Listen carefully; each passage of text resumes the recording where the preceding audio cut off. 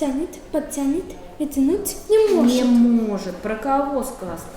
Башкаланың Габгады 65-нче мәктәбе. Хәзер мәктәптә үзенчәлекле 32 бала бар. Быел беренче сыйныфка 8-не алганнар. Иң зурлары 9-да укый. Һәрберсенә ярдәмгә аерым кеше, ягъни тьютер каралган. Первое, что мы делаем, обязательно поднимаемся в обычный общеобразовательный класс. Иң беренче эш итеп без бала белән гадәти сыйныфка керәбез. Укучылар бер-берсе белән исәнләшә. Шул рәвешле үзенчәлекле бала бу минем сыйныфташларым дип аларны кабул итә. Ресурс сыйныфта һәр баланың аерым уку урыны бар. Партлары да үзгә, алар кечкенә йортларны хәтерләтә. Белгечләр балалар белән аерымда төркемнәрдә дә шөгыльләнә. Шулай ук уен бүлмәсе дә каралган. Опа, кидание. Опа, Камила. Сәламәтлек буенча мөмкинлеге шикле балалар белән эшләү өчен укытучылар өстәмә әзерлек, квалификацияны күтәрү курслары үтә.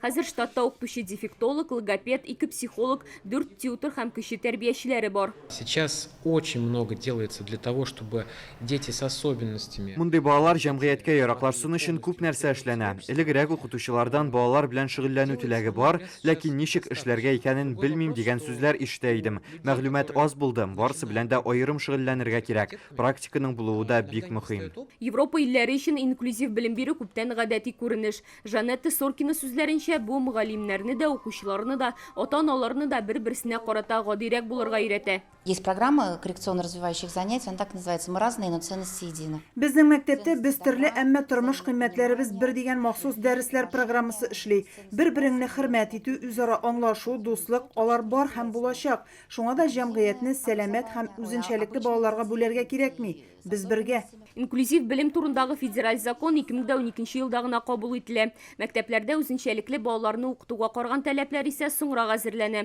Шуңа да Татарстанда ресурс сыйныфларын моңарчы грант акчасына яки хәйриячеләр ярдәме белән ачканнар. Хәзер республикада махсус класслар 153 мәктәптә бар. Тьютерлар һәм кеше тәрбиячеләр җитеп бетми. Еш кына тьютер булып мәктәпкә әлеге балаларның әти-әниләре урнаша. Аларга бюджет хисабына акча түләнә. Мы сопровождаем детей на уроках. Балаларны сыйныфка ашханәгә затабыз, киенергә булышабыз. Дәресләрдә бергә утырып биремнәр үтибез. Минем дә үзенчәлекле балам бар. Шуңа мөмкинлеге шикле сабыйлар белән эшләргә булдым.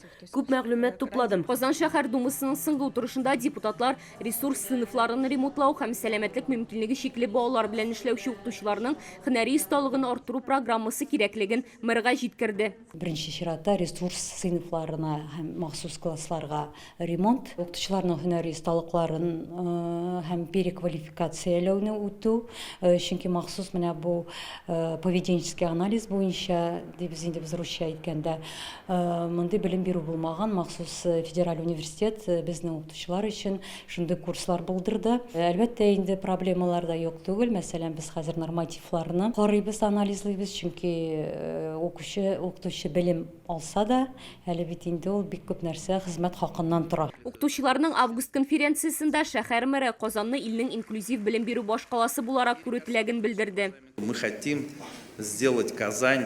Без Казанны игелекле эшләр һәм яхшы күңелле кешеләр шәһәре итәргә телибез. Үзенчәлекле балалар яшьтәшләре кебек үк мөмкинлекләргә ия булырга тиеш. Үзенчәлекле балаларның ата-аналары өчен бушлы арт-терапия, психологтан киңәш алу, сәнгать мәктәпләрендә уку мөмкинлеге бар. Быел Казан мэриясе иң яхшы инклюзив мәктәп дигән конкурс игълан итте. Җиңүчеләр үзара 4 миллион ярым сумны бүлешәчәк. Олия Сабирова, Алмазия Динов, Рәмзил Гарипов, Яңа Гасыр каналы.